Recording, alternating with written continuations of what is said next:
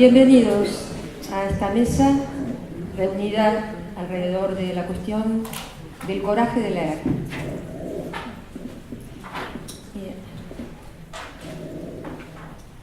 Lo primero que les voy a contar es un epígrafe que puso Freud en su libro sobre los sueños, que es un libro fundante del psicoanálisis.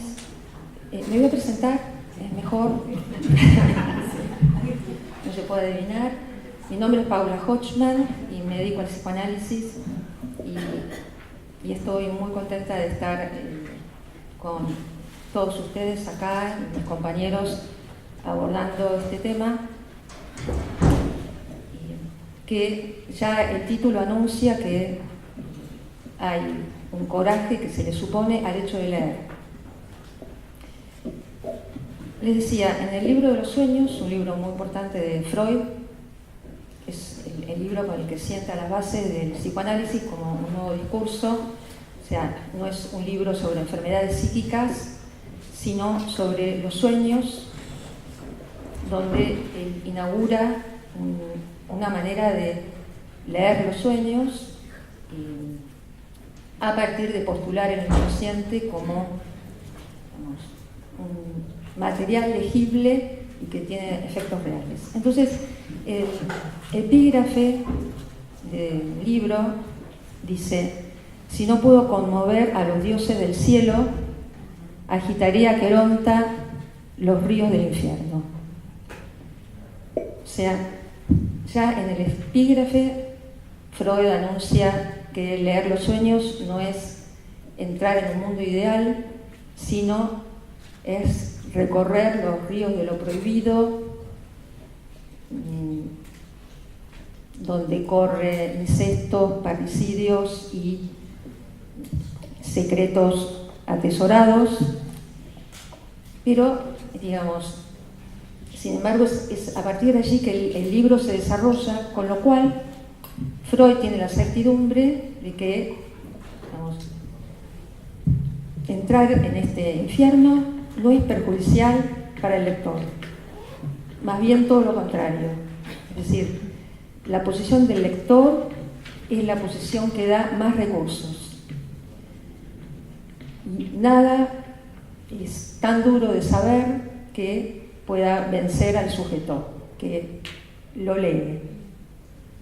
Digamos, la apuesta, ¿cierto?, relativa a leer, y que va a abrir la cuestión que ahora en un ratito ya paso a comentar directamente sobre la cuestión del coraje. La cuestión entonces apunta a leer un texto del cual somos marionetas que actuamos sin saber, pero al leerlo ya el lector, es decir, el sujeto, puede tomar el timón y corregir el rumbo. Es decir, si hay algo realmente revolucionario, pasa por la lectura. Y ahora bien, una cuestión que se plantea de inmediato respecto ya en el libro de los sueños. O sea, ahí cómo Freud lee los sueños. Lo lee de tal manera que el lector escribe el texto que lee. Es decir, no hay un texto preestablecido, sino el texto lo construye el lector. De manera que no hay un texto y 100 lectores, sino si hay 100 lectores, en el sentido estricto de la palabra, o sea, lectores, habrá 100 textos, ¿cierto? O sea, de modo que leer supone intervenir en el texto que se lee. Ahora, hay un ejemplo que les daría para ilustrar esta idea. Un ejemplo de un relato de un sueño de Freud, ahí en ese libro, que que fue después, un sueño que tuvo Freud después del funeral, después de la muerte del padre. La noche siguiente, Freud sueña que está en un negocio y ve un cartel, como un cartel anunciador que dice: se ruega cerrar un ojo. Y entonces Freud lee ese texto del sueño, ¿cierto? ¿De qué manera? Digamos, separa, o sea, la operación de lectura es separar las palabras de lo que significan. Entonces, el se ruega cerrar un ojo ya no es relativo a un ojo que se cierra, sino que Freud remite esta frase a una expresión que usan los hablantes de la época de Freud, los hablantes del alemán en Viena, en la época de Freud. Y entre ellos se ruega cerrar un ojo, o sea, cerrar un ojo es una expresión que indica, quiere decir mostrar indulgencia. Es una expresión significante. Entonces, así como, por ejemplo, lo más cercano que encontré entre nosotros es decir, hacer la vista gorda. Es como si Freud hubiera soñado con un cartel que dice: se ruega hacer la vista gorda, ¿cierto? Lo que me interesa, no voy a entrar en los detalles muy interesantes, por cierto, de este sueño, pero lo que me interesa ejemplificar con esto es esa forma de leer donde es el lector el que construye el texto. Este ejemplo que muestra que si el texto inicial del sueño era se ruega cerrar un ojo, la lectura convierte a ese texto en se ruega mostrar indulgencia. Entonces es eso lo que va a constituir el texto del sueño. Es una operación que tiene que ver con poner en juego lo que Lacan llamó la dimensión significante. Ahora, el poner en juego la dimensión significante con lo que esto supone de partir de la base que la lengua no es un código y que el significado no está arraigado en el significante. O sea, que el significado no está arraigado en las palabras. Entonces, a partir de esto se sigue, para leer un sueño,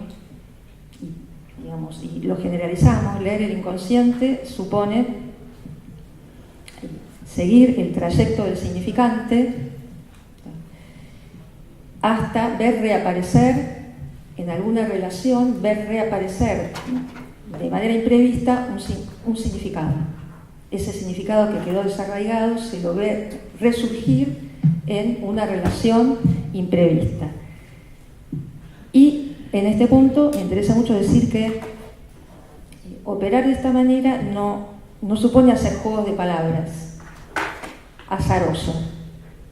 O sea, exactamente eso. No es un juego de palabras azaroso. No es tirar una botella al mar, hacer intervenir la dimensión significante. Dado que los trayectos significantes, ¿cierto?, es un trayecto donde se teje algo que marca la orientación de ese trayecto y que se llama deseo. Es decir, hacer relaciones significantes no supone, no es una aventura, no es una lectura como si fuera una aventura que puede pasar, que pase lo que pase y habrá que ver qué pasa y que no se sabe a dónde se va. No es de eso de lo que se trata. Cuando se sigue el trayecto significante, ese trayecto tiene una dirección precisa que es la que en el psicoanálisis se llama deseo. Entonces el deseo le da una dirección a la trayectoria del significante y eso es lo que se trata de leer y lo que promueve su sujeto y su existencia y lo que hace que su vida no se marchite, digamos. Y voy ahora, porque el tiempo empieza a pasar, a la cuestión del coraje de leer. Si el significado está desarraigado del significante, leer es una experiencia del desarraigo. Es decir, el sujeto, igual que el significado, está desarraigado de las palabras. Entonces, cuando uno lee, uno descubre algo de sí mismo, lo descubre, pero viniendo desde el otro, viniendo desde el texto. Entonces, si se trata de una experiencia de deseo, de un encuentro, entonces, si leer supone, seguir una trayectoria donde puede surgir un significado inesperado, donde haya, en lo que concierne al deseo, encuentros, o sea, cuando digo en lo que concierne al deseo es simplemente, bueno, falta, en breve voy redondeando, la cuestión, ¿no es cierto?, del encuentro tiene que ver con encontrar, ¿cierto?, lo más propio, pero viniendo desde el otro. Entonces, si en lo que hace al deseo del lector viene desde el otro y se produce un encuentro, pero por venir desde el otro, entonces eso indica que el sujeto no era poseedor de eso, que no lo tenía. Entonces, esa situación de desposesión en la que queda el lector, esa desposesión, la única manera de salir de ese lugar, de no sucumbir al desamparo en la situación de encuentro, es poner el corazón por delante. Poner el corazón por delante es la definición etimológica de coraje, del latín. Entonces, corazón, coraje. Entonces, poner el corazón por delante, o sea, poner el deseo por delante, hace que se salga del desamparo, ¿cierto? Es un poco la única manera. Y, es decir, para poder abordar el encuentro, ahí se supone de parte del sujeto, ¿no?, es poner el deseo por delante, poner el deseo por delante es lo mismo que el coraje de leer. Y antes de pasar la palabra a Daniel, entonces, la cuestión del coraje también, uno la puede ver viendo la situación propia del lector. Es decir, leer es estar frente a algo que el lector no domina, porque la lengua y las palabras son algo que un sujeto puede dominar.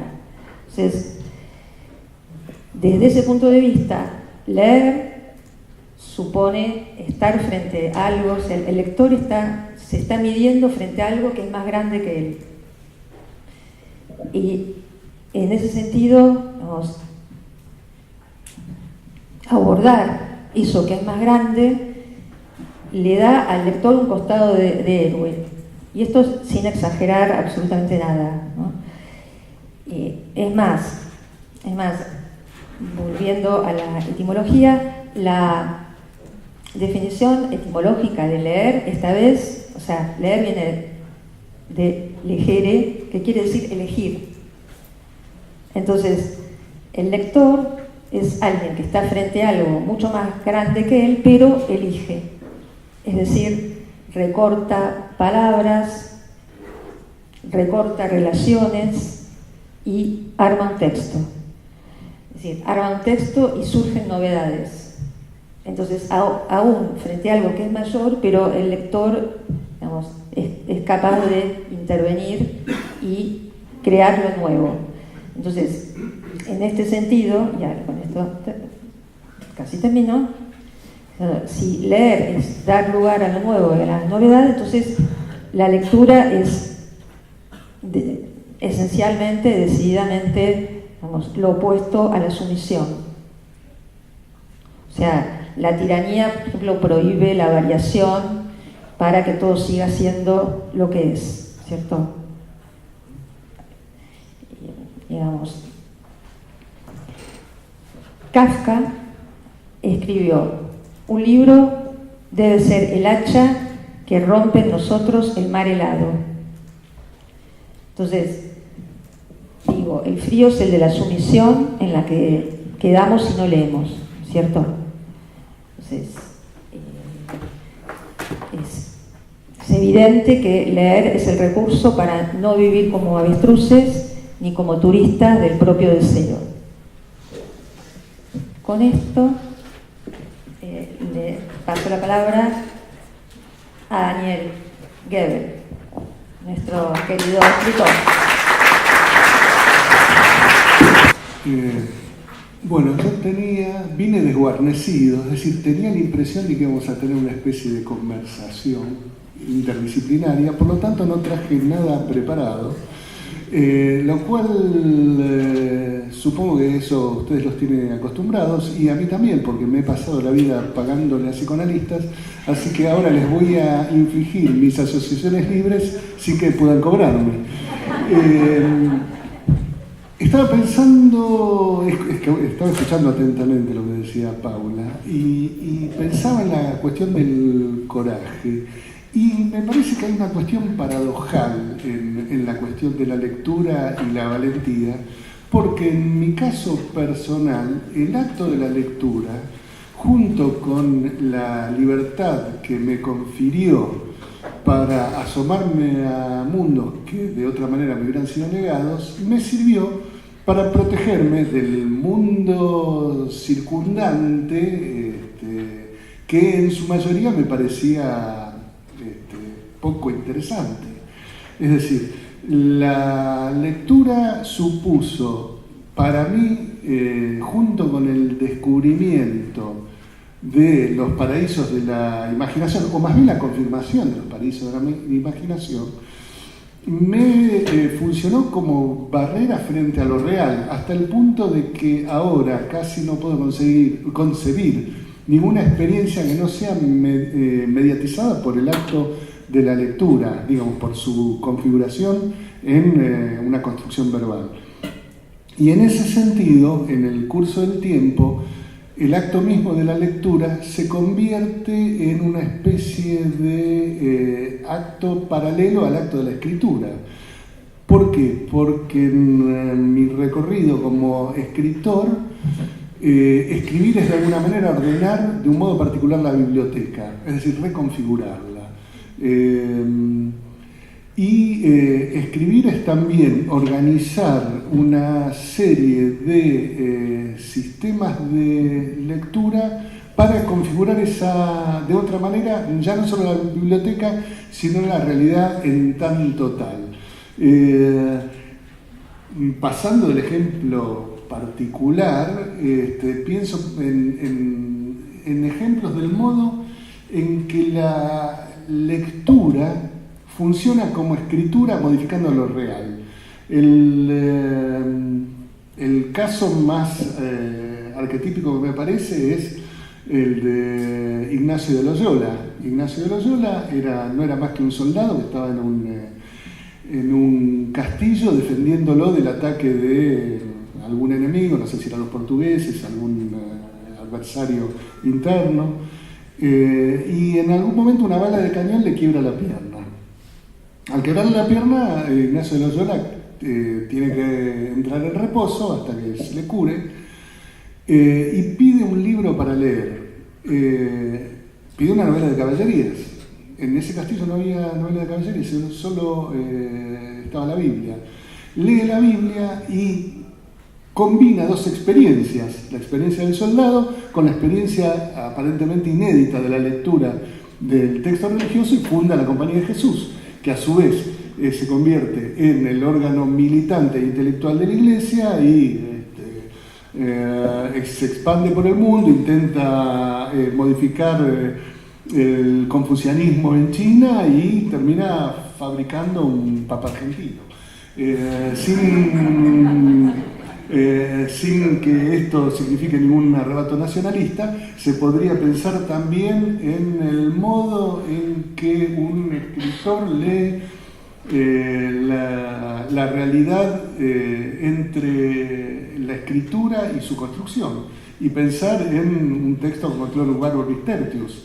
Es una enciclopedia cuyos textos se van develando progresivamente lo que se solapa sobre la realidad hasta construir un mundo paralelo que se allana y se aplana a esa escritura.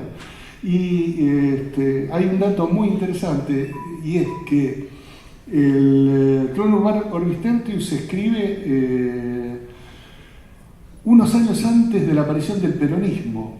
¿Qué construye Perón en su momento? Una especie de Weltanschauung compadrita de cimarrona y de segunda categoría, que encuentra su configuración mayor en una revista que se llama Mundo Peronista. Si pensamos en el Quijote es tal vez el momento en que la literatura de Occidente construye su ideal sobre los efectos prácticos y políticos de la lectura.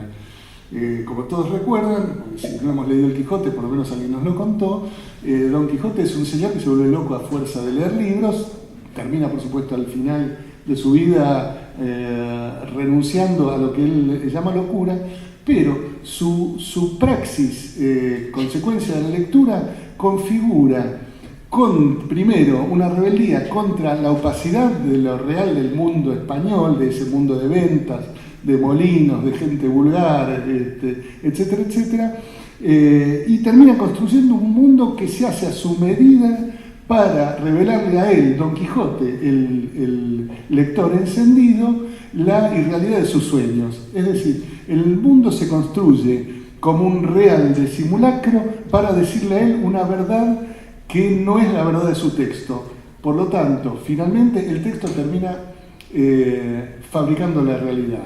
Podemos pensar en otros modelos, como el de Las Mil y una Noches. Yo tengo una sospecha que supongo les resultará tan graciosa como tal vez ofensiva, y es que Las Mil y una Noches son el modelo verdadero que funda el psicoanálisis. Si ustedes lo ven bien, Las Mil y una Noches se difunde en Occidente por vía francesa. El texto de Las Mil y una Noches lo traduce al francés un señor que se llama Galland. Francia vive un fenómeno de orientalismo que concluye, por motivos no solo políticos, con ¿qué es esto? Con la invasión de Egipto. La invasión de Egipto deriva, por supuesto, en otra oleada de fascinación por las culturas presuntamente primitivas. Esas culturas primitivas invaden completamente a Francia. Entre ellas llega a Francia el diván, y luego en la combinación de diván y relato interrumpido para sostener en la vida la continuidad del deseo y la autoexplicación, se puede fundar, si uno quiere, uno de los orígenes del psicoanálisis. El otro es la arqueología. Si no me equivoco, la formulación temprana de las formaciones de la conciencia, del inconsciente, etcétera, etcétera, tiene mucho que ver con el trabajo de Schliemann, buscando ruinas y equivocándose en Troya. Quiero decir, la lectura, en tanto lectura, construye realidades de manera más poderosa que cualquier otra práctica que uno conozca. Si ahora, bueno, ahora no tengo más tiempo, o sea, en todo caso después seguimos charlando. Adelante. Bueno,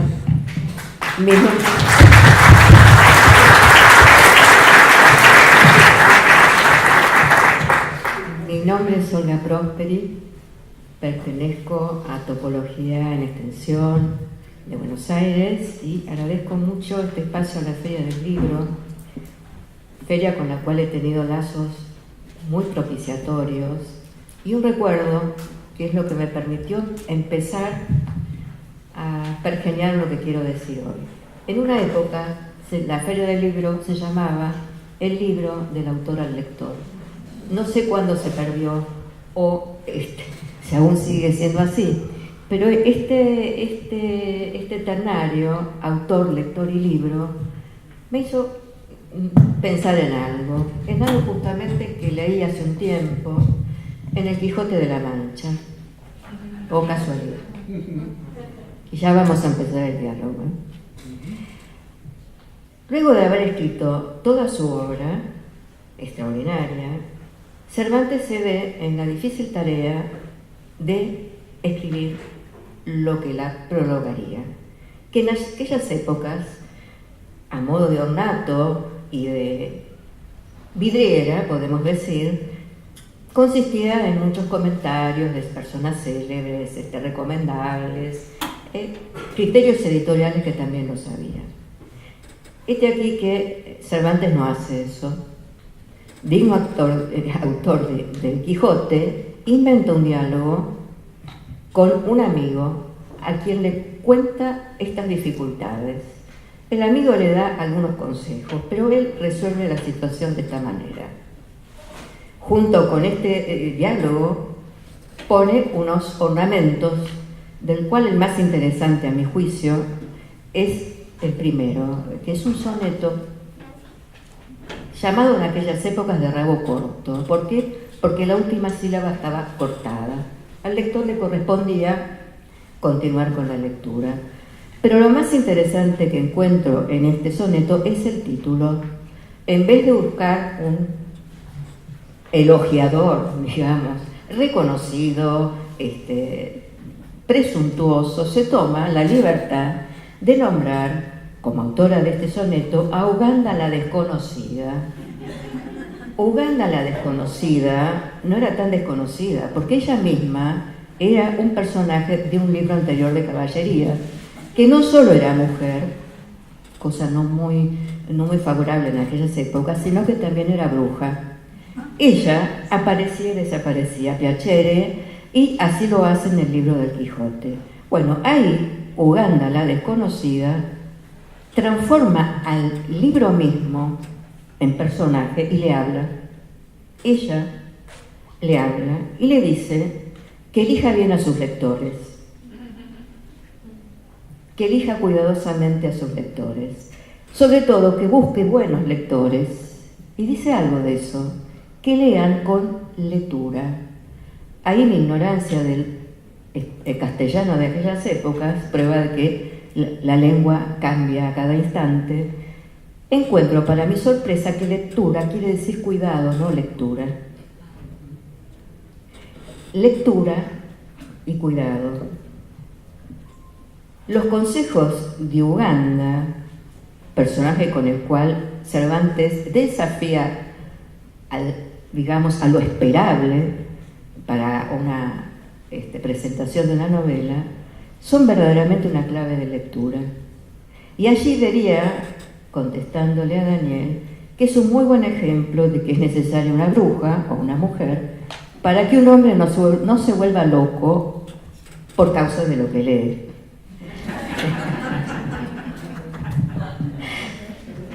El coraje de leer, entonces. Hizo falta la llegada de la modernidad, de la cuestión de la racionalidad científica, para que hubiera un Freud, pero con una condición que él agregó a su época, y es el coraje. Freud leyó, aún luchando contra su deseo de permanecer en el campo de la ciencia, leyó en los restos desechados por la ciencia los sueños. Y ahí encuentra un topos y un logos que corren a un costado de la ciencia, pero con rigor científico, las cuestiones planteadas por la modernidad. Leyó en el sueño escrito por el soñante. Freud utiliza mucho la palabra de quien lee y quien sueña, que es el soñante, y también quien escribió ese sueño, que como ya escuchamos a lo largo de la tarde, es aquel mismo que lo relata. Ahí el escritor y el lector coinciden, no sin la relación en el espacio transferencial con el análisis. Entonces surge la pregunta, ¿qué aporta de novedad el psicoanálisis a lo que implica el hecho de leer? ¿Por qué este interesante cruce en una feria del libro, del autor al lector, me gusta, lo sigo sosteniendo, con una mesa de psicoanalistas y escritores? Leer es, a partir del psicoanálisis, algo distinto que juntar letras. En la escuela de los sueños de Freud, que es una escuela de lectura con un método, la lectura tiene una dimensión mayor que la del discurso común. Leer es recortar. ¿Y quién recorta? El sujeto que lee. No hay sueño, dice Freud, que no haya pasado en algún punto por lo visto y lo oído, pero eso visto y oído es leído por la mirada y leído por el oído. Todos nuestros sueños están formados con restos de esos recortes. De ahí que introdujo la idea de que el coraje de leer es un riesgo, pero también una responsabilidad. Una responsabilidad ética, ¿en qué punto? En el punto en el que el sujeto que ha recortado tiene que responder. Responsabilidad tiene en su origen, en su etimología, la cuestión del responder. Una vez que algo se ha leído, que el sujeto ha hecho sus recortes, los ubique donde los ubique, tarde o temprano tendrá que escribir algo con eso. El sueño es un ejemplo paradigmático, también los síntomas, las formaciones del inconsciente, pero también un descubrimiento científico, podemos decir la caída de la manzana de Newton, un poema, un haiku, ¿no? El japonés va por los paisajes desolados o no, de su Japón natal, mira, y en un momento algo, ¿no? Hace rayo, recorta, lee y escribe un haiku. Un conjunto de 3 palabras. Bueno, situamos a Freud con la modernidad, pero la modernidad, como toda época, tiene sus problemas. Me llamó la atención, pensé inmediatamente en Tiempos difíciles de Dickens. Cuando voy a buscar a ver cómo era el título en inglés, me sorprendo muy gratamente, pero sorprendida, de que el título en inglés no es como lo conocemos nosotros. Es Hard Times for These Times. La palabra tiempo está desdoblada. Lo difícil del tiempo ubicado en este tiempo. La modernidad tiene sus tiempos difíciles, no podemos negarlo, y es un hecho de lectura ubicar dónde. Voy a citar ahora, no, antes de eso, estaba omitiendo un nexo importante. En 1932, un gran científico, Einstein, le escribe una carta a Freud preguntándole por qué la guerra. No es mi intención adentrarme en la riqueza de la carta de Einstein a Freud, tampoco en la respuesta, sino en la dirección de la pregunta. Una pregunta es un agujero, abre a una lectura, es también un pedido. ¿Por qué a Freud, reciente fundador de un nuevo campo, el del psicoanálisis, y no a su propia ciencia o a la filosofía de la cual ella deriva. Cabe preguntarnos, ¿no?, acerca de la posición ética de Einstein en esta carta y volver a preguntarnos si esa pregunta, con la dirección indicada por el científico, no nos convoca a nosotros como psicoanalistas. Ahora voy a referirme a otro libro, un hallazgo reciente, que me aportó un modo de responder en algo, de ligar en algo la pregunta de Einstein a Freud con la cuestión crucial de la lectura. Este libro se llama El modernismo reaccionario. Es de un autor americano, que ahora les voy a decir el nombre, se llama Harf. Jeffrey Harf. Primera obra que leo, quizás sea la única y más valiosa. Él dice, ¿por qué se interroga acerca de lo que entró en vigencia entre las dos guerras, Primera y Segunda Guerra Mundial, y que retorna en la actualidad? Los discursos fascistas, nazis, y encuentra algunos articuladores que tienen que ver con lo que pensamos de la lectura. Ya Freud dio justamente la clave para poder entender estos fenómenos con la cuestión del líder y la masa. Podemos agregar que lo que dice este autor, lo primero a destacar es un odio por lo simbólico que implica el rechazo de la lectura. Estamos obligados, compelidos a la lectura en tanto que sujetos, porque estamos tomados por el lenguaje, por lo simbólico. Hay casos en donde esto se resuelve de una manera y hay casos y épocas en las cuales se resuelve de otras. Este modernismo reaccionario, del cual cabe mantener vigente la pregunta, tuvo tres características según el autor. Y intentó resolver de la manera más tórpida posible el problema que introdujo la modernidad. Uno fue cómo articular la técnica que se desprende de la ciencia con el romanticismo que supuestamente hacía al espíritu de un pueblo. Ahí acuñaron este término, romanticismo de acero, los alemanes. Romanticismo de acero, el que proviene de las armas. Esto, junto con un vitalismo entendido en este sentido, en el sentido en que la razón aparecía con un desprecio muy grande en tanto le quitaba vitalidad a ese ser hecho de qué? De sangre, raza y espíritu.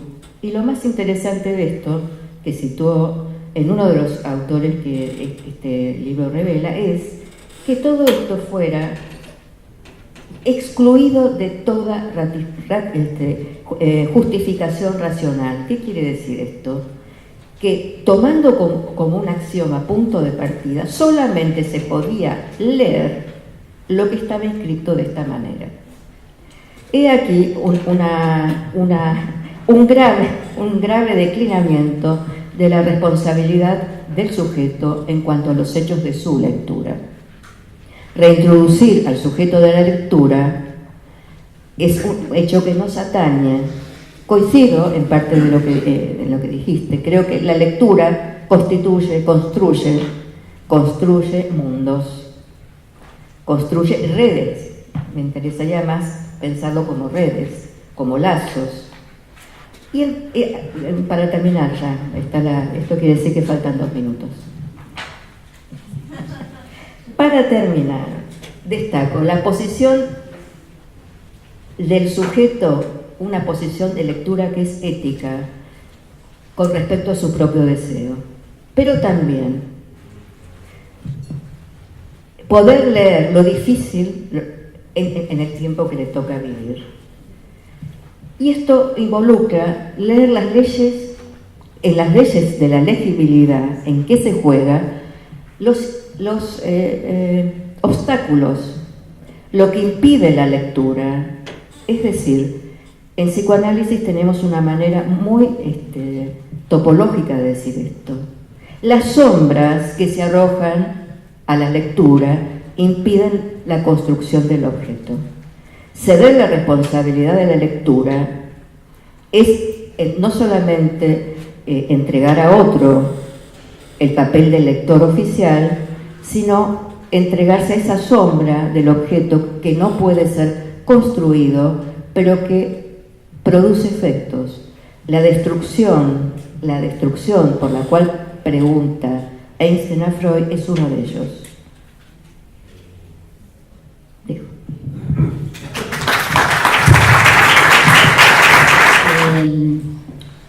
Yo creo que voy a ir por otro lado diferente. No estoy muy seguro si se necesita tanto coraje para leer. Es algo que hice toda la vida, así que sospecho que no. Pero sí, esto me interesa, que fue lo primero que me pregunté cuando me hablaron del título de esta mesa. Es decir, ¿qué significa leer a lo largo de toda una vida? Hay una frase de Thomas Mann que dice que él tuvo como escritor la gran felicidad de escribir en todas las etapas de su vida. Incluso casi a los 70 años escribió Dr. Faustus. Su hijo había escrito mucho antes una novela muy exitosa sobre una recreación del mito fáustico y se dio el lujo de escribir en la dedicatoria a mi hijo Klaus de su padre que promete, ¿no? Pero bueno, también hay, creo yo, una gran felicidad de haber leído toda la vida, pero también uno, me doy cuenta, lee de maneras muy diferentes de acuerdo a las distintas etapas de la vida, ¿no? O sea, la lectura en la infancia tiene algo de adánico, en el sentido cuando a Adán le dan la posibilidad de designar los nombres de los animales, ¿no? O sea, uno tiene deslumbramientos, nitidez, terrores, los enanos con los bigotes de 7 verstas realmente son más allá de lo que está escrito, ¿no? Uno imagina, como no sabe del todo las palabras, ¿no? Por ejemplo, la palabra turgente para mí tenía un contenido erótico extraordinario, ¿no? Después fui al diccionario, era sobresaliente, nada más, ¿no? El cañón empavonado de las armas, empavonado para mí era algo letal, algo... No, era un revestimiento, ¿no? O sea, cuando uno lee en la infancia, lee, por eso no estoy tan de acuerdo que leer sea recortar, a veces es magnificar también, ¿no? O sea, es poner énfasis propios.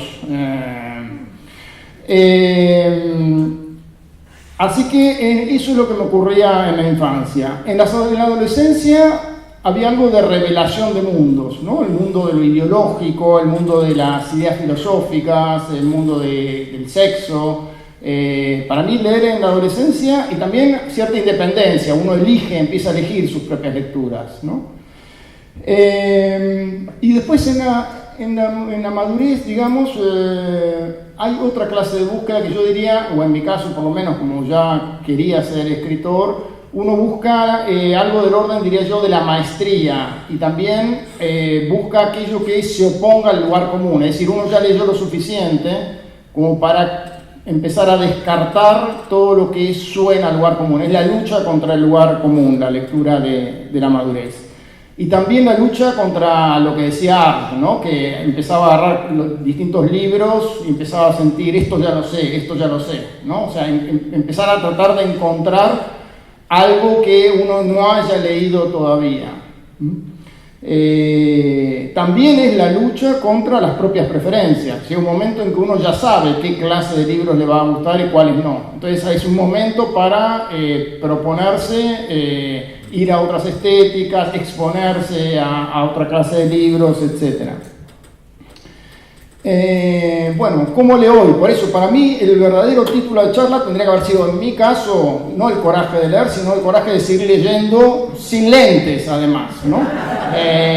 Entonces, ¿cómo leo hoy, no? O sea, yo recuerdo que en la biblioteca Rivadavia todos los libros venían con una inscripción que decía, casi como una admonición: todo libro merece ser leído hasta el final, ¿no? Bueno, yo descubrí que se puede leer hasta la página 10 y uno ya se da una buena idea, ¿no? Entonces, sin culpas, ahora ese es más o menos el tiempo que lo doy a cada libro. Pero esto tiene que ver con una idea de Héctor Libertera, en el fondo, que me gustó mucho cuando lo leí por primera vez. Él cuenta que cuando era joven enviaba desde Bahía Blanca sus manuscritos a los concursos literarios y astutamente pegaba la página 99 con la 100 con una gotita de plasticola. Entonces, cuando recibía de vuelta rechazados sus manuscritos, iba ansiosamente a buscar la página 99 para consolarse pensando que esos jurados vagos y que no sabían nada de literatura no habían logrado ni siquiera llegar a la página 100, ¿no? Ese era... Después, claro, le tocó a él ser jurado de concursos literarios y entonces descubrió que en realidad, es una frase que a mí me gusta mucho, descubrió que todo autor tiene algo así, él lo llama la cárcel sintáctica. Es decir, tiene una pequeña zona de elección de vocabulario, de ideas, de jeite, diríamos, que se manifiestan inmediatamente. Entonces, cuando uno descubre, él lo llama el fraseo del escritor, ¿no? Cuando él descubre, en definitiva, cuáles son los quilates de ese autor por esas primeras páginas, como jurado de concurso solo le queda una cosa, que es ir hasta la página 100 y despegar la plasticola. Entonces, bueno, yo diría que ahora leo un poco también en ese sentido, y esto también se relaciona con un caso que me llamó mucho la atención en su momento y que lo tengo pensado para algún cuento, no me lo roban, que es un profesor de la universidad que era un profesor de matemática aplicada y no había hecho demasiados papers en su vida, había hecho aplicaciones de la matemática.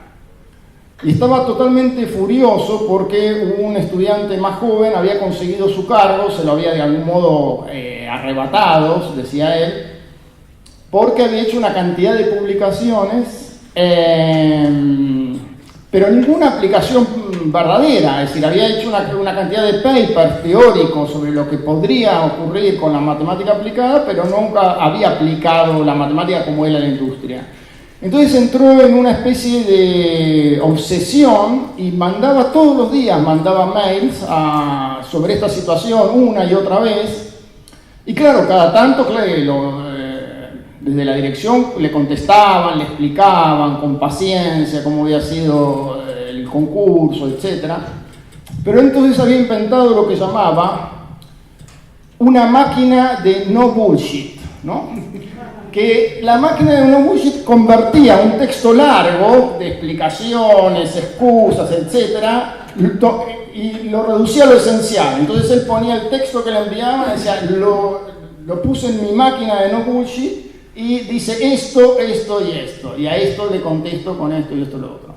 Bueno, la obsesión no era muy interesante, pero la máquina de no bullshit me pareció maravillosa. Y eso me hace pensar a mí en los dos extremos posibles que hay en la lectura, y eso tiene que ver con la manera en que leo ahora. De hecho, tengo una cuenta de Twitter que se llama Leo y Subrayo. Los dos casos extremos para mí son los siguientes.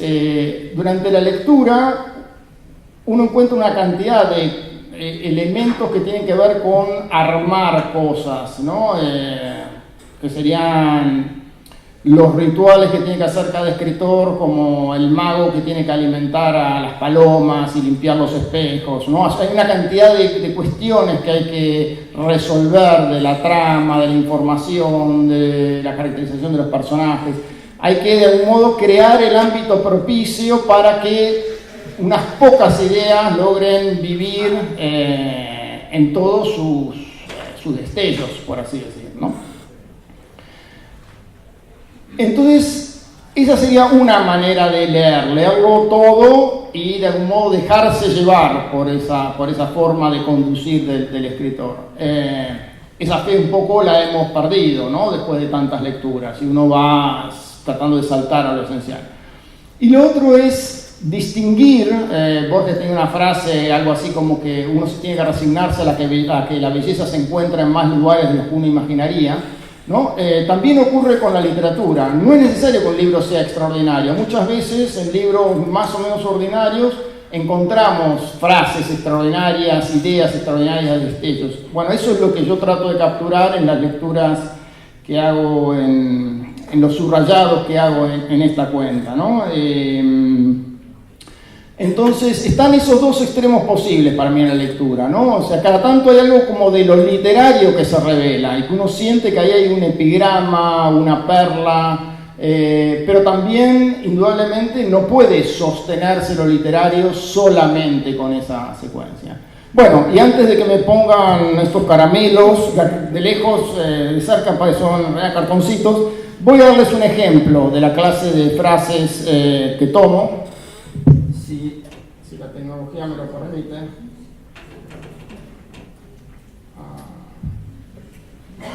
Me gustó el cuento,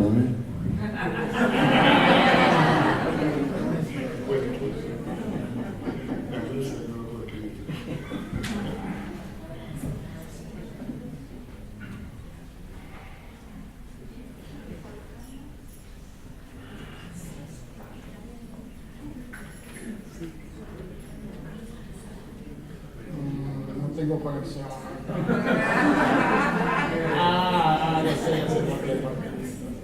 ¿Le sacaste el wifi? No, porque en mi afán de ser respetuoso.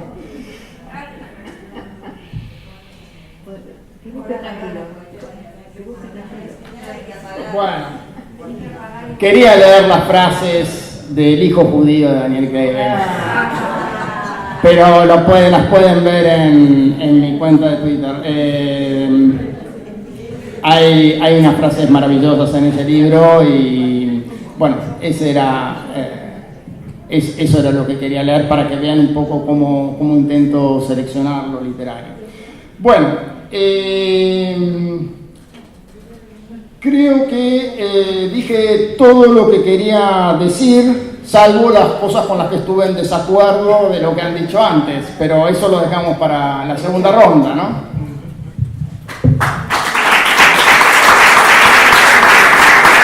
La verdad que está pleno de sugerencias todo lo que dijeron, lo cual por ahí no me permite organizar bien las ideas. Entonces voy a tratar de tomar dos aspectos. En cuanto al coraje de leer, en dos niveles. El coraje que necesita también un analista para leer. Porque justamente cuando uno solicita el texto y la asociación, a veces también puede ocurrir que se asuste ante esa caja de Pandora de lo inesperado que surge y se detenga ahí. No quiero, tengo un ejemplo concreto en la cabeza, pero creo que no es pertinente relatarlo, pero a veces cuando vamos a contracorriente del texto, descubriendo otras cosas y tiramos de ese hilo, a veces puede ocurrir que aparece algo ante lo que nos detenemos. Me ha pasado y digamos, siempre, digamos, eso deja interrogantes, ¿no?, en el analista. Ese es en un punto. Y después pensaba, perdonen, esto es un comentario, no es una pregunta, es las sugerencias que me surgieron de todo lo que han traído. Me preguntaba en estos tiempos de fake news y de la pregnancia de los medios de comunicación, cómo necesitamos duplicar la apuesta en cuanto a poder leer ahí, en ese fárrago, ¿no? Entiendo que leer ahí implica una fuerza de deshacimiento de eso que se impone para poder atravesar, ¿no?, eso homogéneo que se nos presenta como una pared de confusión para llegar a tocar algún punto de verdad en medio de ese barullo. Bueno, quería comentar esas dos cuestiones que me surgieron, les agradezco a todos. Perdón, quería, bueno, por supuesto, si alguien quiere decir algo también. Bueno, como no soy analista no puedo decir nada al respecto, pero me parece que lo que vos narrás es un proceso de lectura activa. En cuanto a la cuestión de las fake news, me parece que, por lo menos para un escritor, salvo que ese escritor tenga creencias a priori respecto del universo de noticias verdaderas o falsas que lee a diario, y en ese sentido que tenga una posición anticipada y diga frente a las cuestiones de la política actual, soy kirchnerista, o soy macrista, o soy trotskista, etcétera, etcétera, un escritor lo que hace con eso es construir realidades de credibilidad inmediata y de descreimiento inmediato. Y eso, volviendo a uno de los libros más citados en esta mesa, que ha sido El Quijote, eso aparece todo el tiempo. Si uno ve la trayectoria de Don Quijote en su vínculo de intolerancia frente a lo real y progresiva permeabilidad frente a lo real, que empieza a advertir como tal, mientras el mundo con el que se enfrenta a su vez enloquece, hay un momento en que Don Quijote ya sabe que lo que es como es y hace pactos. Entonces, frente a las noticias, como no tenemos, salvo en confrontaciones muy directas, como si cayó un avión en tu casa, no podés admitir una noticia que diga no cayó ningún avión hoy. Frente a la plétora de lo real indiscernible, es creencia y descreencia. No hay maneras operativas constantes de estar discriminando qué es verdadero y falso. ¿Qué sé yo? Guillermo y yo tuvimos padres comunistas. Probablemente el discurso de Roosevelt, para ellos, el momento de ser pronunciado, no era más que una colección de mentiras. Y para un americano demócrata no era más que la verdad manifestada. En términos de conocimiento científico es otra cosa, pero de eso podría hablar mucho mejor Guillermo.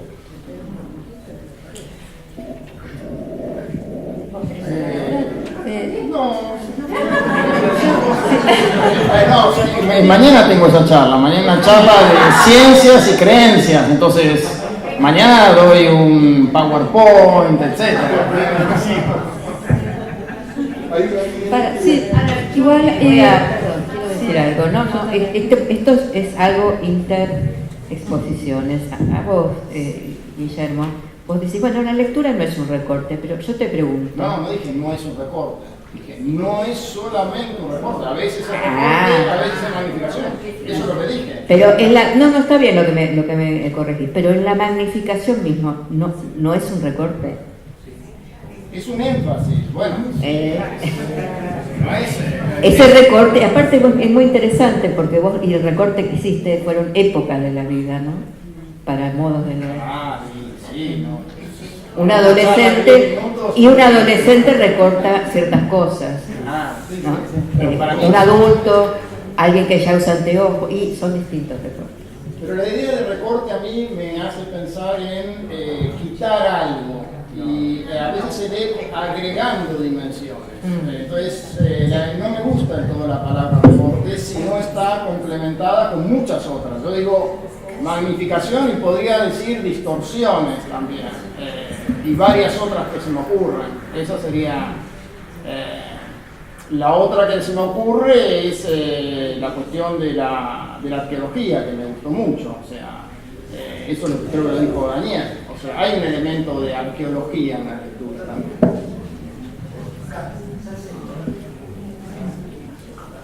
Hola, perdón. Quería hacerles, bueno, yo tengo muchas cuestiones, yo no vengo, o sea, no soy psicoanalista, tampoco, bueno, yo soy coreógrafo. Y bueno, tengo muchas preguntas, pero fundamentalmente es con esta cuestión de lectura y escritura, porque también en danza hablamos de escritura, pero bueno, qué es lo que escribe, es la cuestión, ¿no? Me ha tocado decir, bueno, ¿cómo puedo leer? ¿Cómo puedo leer primero a un bailarín, ¿no? ¿Qué es lo que estoy leyendo? O sea, no hay palabras. Tampoco es una cuestión de movimientos, no es un encadenamiento de movimientos. En todo caso es otro tipo de movimiento que uno va a leer. Me interesa, digamos, me acerqué a Lacan un poco por esa cuestión. O sea, es muy difícil, o sea, para mí entenderlo. Trato de acercarme porque, bueno, también hay ejercicios que yo he inventado. Por ejemplo, un ejercicio que se llama el espejo. Y justamente me encontré con toda la cuestión del espejo de Lacan. Y era interesante verlo, o sea, en su forma práctica, ¿no? Bueno, luego me fui empedando y sigo empedándome y no entiendo casi nada, pero sí lo que puedo ver es esta cuestión de, porque tengo alumnos, hago seminarios, entonces digo, bueno, ¿ustedes qué están leyendo aquí? Es algo muy subjetivo, ¿sí? Entonces, ¿qué es lo que lee también? Es la otra cuestión. O sea, ¿qué es lo que lee la persona que está mirando? Porque en su lectura, digamos, la letra que pueda estar inscrita en el espacio, ¿no? O en la persona, o esa persona que se mueve en ese contexto. Y hay otra complejidad que es cómo funciona la pulsión. Según tengo entendido que Lacan decía, si Freud decía que la pulsión no tenía meta, Lacan dice que la pulsión es un montaje, ¿no? Y además dice es un montaje surrealista. Bueno, en toda esta cuestión, hay muchísimas cuestiones que yo tengo, entonces, así, no digo que me expliquen, pero ¿cómo es esta cuestión en la danza, por ejemplo, en donde el propio objeto es uno mismo, en donde no hay esa distancia en la cual yo me puedo alejar cuando soy un escritor en un libro, cuando una película, digamos en la película que estoy viendo, o mismo un objeto, una cerámica o lo que sea. Tenemos esa complejidad en la danza de que somos el propio objeto. Entonces, ¿cómo es que uno se puede... Hay filmaciones. ¿Cómo? Hay filmaciones de los ensayos. No es lo mismo. Ah, no. Dada la hora, vamos a ir concluyendo. Me parece absolutamente interesante lo que planteas, por cierto, y recortando que el hecho de que, digamos, estás planteando en tu pregunta que la danza es material legible, lo cual me parece sumamente interesante, pertinente, y me parece que entonces, digamos, estamos en la misma sintonía en cuanto al lenguaje. Efectivamente, la lengua es material legible, no solamente la escritura alfabética. Pero supongo que también el paisaje. Antes de terminar, o sea, una palabrita nada más a Cintia con respecto a esta cuestión de tirar demasiado del hilo, ¿cierto? Cuando el analista tiene ese gesto y que puede provocar el pánico en el analizante. La cuestión, entonces, esa situación instruye al analista de que ahí el lector es el analizante, no el analista. Es decir, la posición, o sea, entiendo que la posición del lector es una posición donde ya el sujeto ya se embarcó, aunque lo desmienta, que lo desmienta, ¿cierto? Que está embarcado y que quien está embarcado, es que embarcarse es poner el corazón delante, ¿cierto? Es decir, coraje. Entonces, el que está embarcado es el que, digamos, ya decidió que va a buscar algo, ¿no es cierto? Quien se desarraigó, es decir, el desarraigo, ¿no? Implica, en el discurso implica el deseo. Entonces, digamos, ya tener una posición del lector no me parece que eso haga que alguien pueda detenerse cuando encuentra algo. El ejemplo que vos das muestra bien que el analista no es ni un director de conciencia, ni un maestro, ni el que le va a enseñar, digamos, qué es lo que el analizante le toca descubrir y leer. Sí. Acabas de definir, supongo, a un analista que se equivoca en sus intervenciones como el autor de novelas de terror.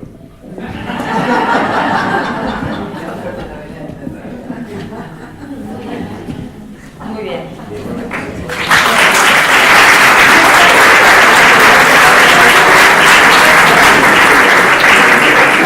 Los invitamos ahora a la conferencia de Jean-Michel Gaperot.